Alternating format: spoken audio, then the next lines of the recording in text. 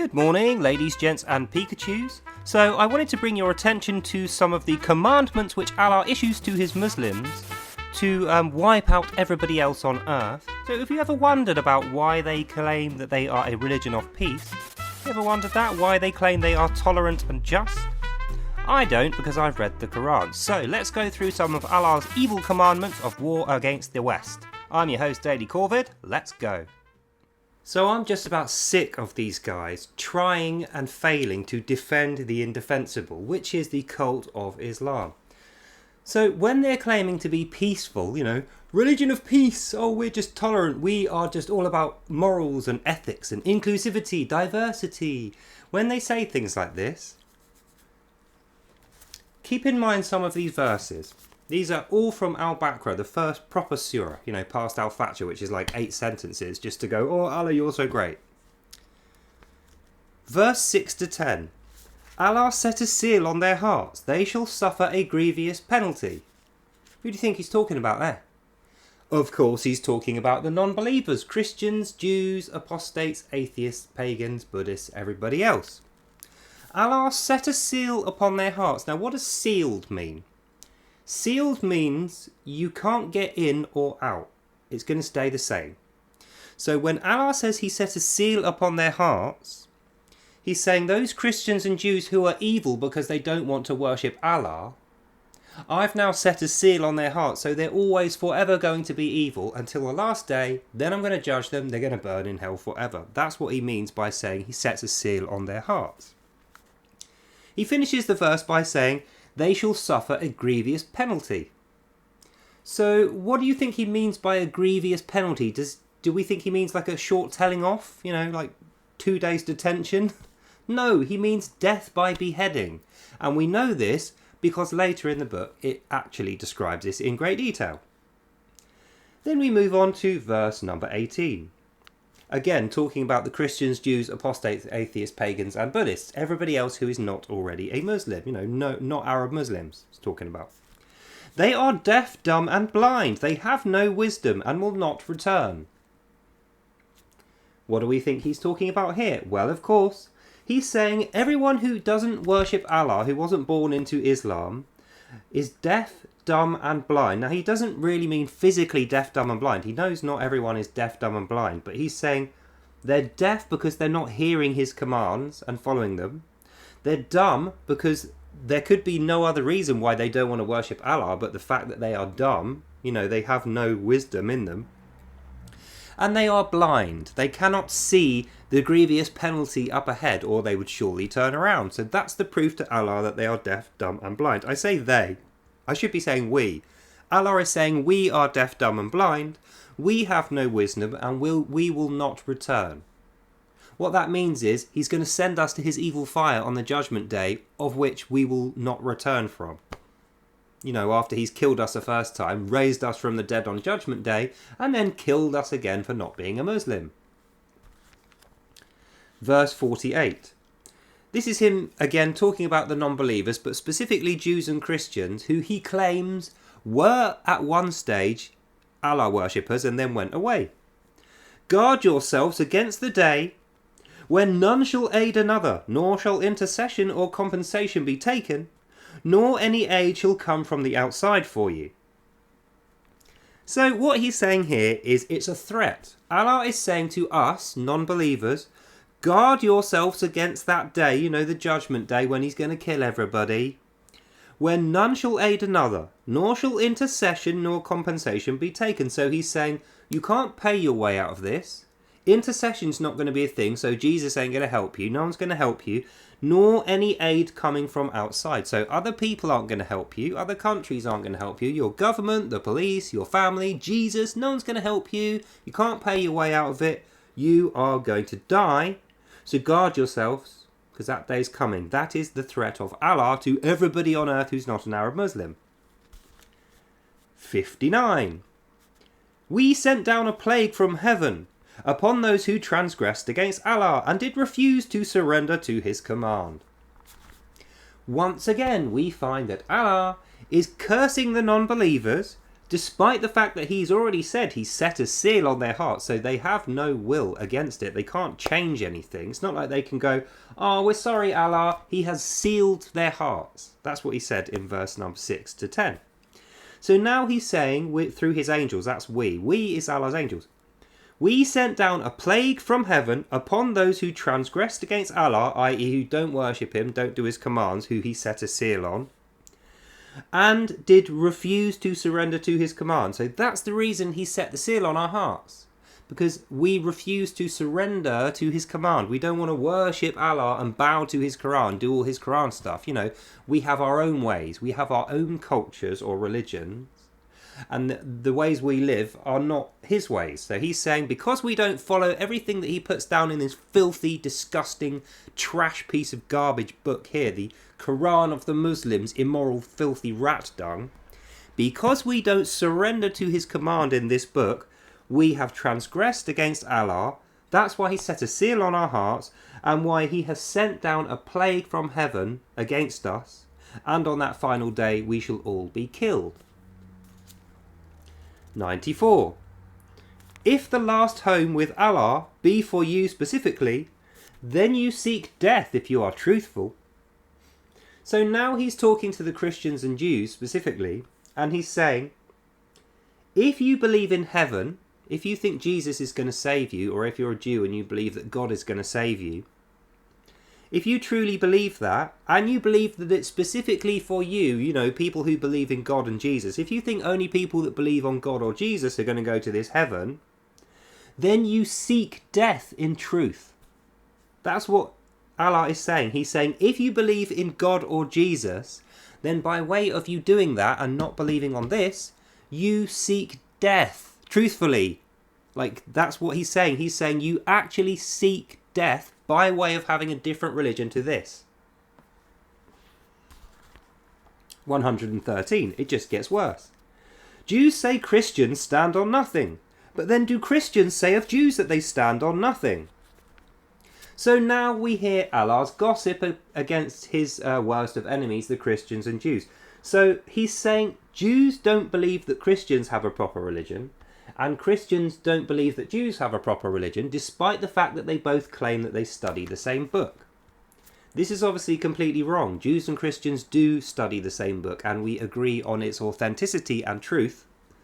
So there's no truth to this whatsoever. But I think we can see here, Allah is stirring the pot, isn't he, with his Muslims, making Muslims hate both Christians and Jews, and seeing an opportunity to divide them along the lines of their religions by saying to a Jew, well, Christians don't believe you, or saying to a Christian, Jews don't believe you.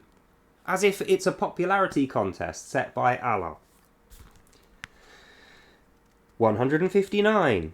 We have made it clear to the people of the book, upon them shall be Allah's curse. Upon them shall Allah place his curse. So people of the book means Christians and Jews. Do you see a bit of a pattern developing here, where Allah is using a large proportion of the time he spends instructing his Muslims, setting them up against the Christians and Jews, giving them lots of reasons to dislike or discriminate against, unfairly in my words, Christians and Jews. But the worst bit is, I've saved for the last. 190 to 192. This is Allah telling Muslims how they would behave when they see non-believers, Christians and Jews. Fight those who transgress for the cause of Allah, his jihad. Slay them wherever you find them. Turn them out from their homes, for oppression is far worse than their slaughter. Merciful and peaceful, Allah? Well, it doesn't sound much like it to me. So let's break that down. Fight those who transgress for the cause of Allah, which is his jihad. That's what he describes as his causes, the jihad. Fight those who transgress against this. People who don't accept to fight the jihad against Jews and Christians, fight them. And then it says, slay them wherever you find them. So not just when you're defending your own country, when you have gone into other people's countries and you find them there, slay them there. And then it even puts fine detail on it. Turn them out of their homes, for oppression is far worse than slaughter. So what Allah is saying here is, Muslims, don't bother oppressing these guys. When you get the chance, kick them out of their own homes and kill them in the street, because that is more merciful to Allah than just discriminating, persecuting someone for not being a Muslim. But it's peaceful and tolerant is what they tell us. And then the last verse we're going to go through, 216 Al-Baqarah. Fighting is commanded to you, O Muslim, though you may dislike it. Is it possible that you dislike a thing which is good for you, or that you love a thing which is bad for you? So this is Allah saying, A. Muslims, you are commanded to fight the Christians and Jews, to slay them wherever you find them, turn them out of their homes, chase them away and kill them. Don't bother oppressing them, actually slaughter them. Slaughter is the word used. The reason you are doing this is because Allah set a seal on their hearts at the beginning, so there's no changing them. They'll never believe. They didn't believe and they don't now. And this is because Allah has commanded that they worship him and do all his stuff, and they don't want to. So because they don't do exactly what he is telling them to, you Muslims have to come and kill them, and there's no way they can get out of this. And the reason why he is saying this is a command to you, even though you dislike it, so he knows Muslims don't want to go and murder everybody else and genocide every other race on earth, every other religion on earth. But this is his justification for that. Is it possible, dear Muslim, that you dislike something which is actually good? Slaughtering the rest of the world because they don't surrender to Islam is actually good. Or that you love a bad thing, i.e. having a peacetime and just letting other religions be and not murdering them wherever you find them, not chasing them out of their homes, taking over their countries and claiming that it's yours, is a bad thing. Remind me again, O Muslims, how this is a religion of peace, how this includes tolerance, the ideals of kindness and generosity and justice. Remind me again. Because so far, reading through Al-Baqarah, and it only gets worse from here, as you well know, Muslims, so far what we find in Islam is not a religion of peace. It is a religion of genocidal racism, war and deception. Because we know the way that you are doing this is to filter your people into all the other countries and build up numbers and pretend to be peaceful. But in the end, you're going to be doing these things because Allah has commanded you to. And we know you prayed in your Al-Fatiha for him to put you on the straight path, i.e. you have no free will to deviate. And he's saying here, fighting is commanded to you, though you dislike it. He's saying right here, fight those who transgress the cause of Allah. Slay them wherever you find them. That's a commandment. He's saying here, if the last home with Allah be for you specifically, then you seek death. He's saying that to us. Everyone else, he's saying if you don't believe in Allah and Allah's paradise, you are seeking death. He's going to send guys to come and kill you. Guard yourselves against the day when none shall aid, none shall intercede, compensation shall not be taken, nor shall any aid come from outside. This is again a commandment. Allah is telling his Muslims, these guys are dead. You are the ones who are going to kill them. Nobody is going to help them, and it's a righteous, moral thing. And then we go back to the very beginning where he says, Allah set a seal upon their hearts, they shall suffer a grievous penalty, which is described there, slaying them as part of the jihad. So pray tell Muslims, how is this tolerant when you are like Nazis in your verve to make everybody follow exactly what you follow because you are commanded? It's not even like you have any choice in the matter. You are trying to force your God and doctrines on the rest of the world, and the punishment for not accepting that is slaughter in their own countries by you. How is that peaceful? How is that tolerant? It is not. It is warlike and it is immoral and it is evil. Which is why, and I will keep repeating it, we know because we've read this, the Tajweed Quran and all the other versions of Quran pretty much say the same thing. Islam is a disease, a curse of slaughter on the innocent, put down by Allah upon this human species, and there's only one way we're ever going to rid ourselves of that curse of slaughter and bring real, true peace to this world, and that is to get rid of Islam. Not Muslims. Muslims can change. Muslims can reform. Muslims can decide to have either a good religion, which is not warlike and disgusting and perverted and evil. They can have anything else, or they can be atheists. But this book, the religion of Islam and the worship of Allah, needs to be criminalized and outlawed and banned. That is the only way we're ever going to see peace in this world. Not because I will it, not because it's my opinion, because it is in their Quran, which they believe God has instructed them with. And if they don't follow his commands, they will be infidels, and they will be joining the Christians and Jews in the long line of people to be sacrificed to Allah for the judgment day to happen. That is the truth of Islam, the religion of peace. So just keep that in mind the next time some hypocritical, fraudulent Muslim approaches you with a nice flashy video or a seemingly polite message inviting you out for a coffee, or claiming that you've made mistakes in interpreting his book. Allah even says himself, don't interpret his book. He says follow it word for word because you know nothing and he knows everything. So you can't interpret his work. In fact, he even says no man can fully understand the works of my Quran.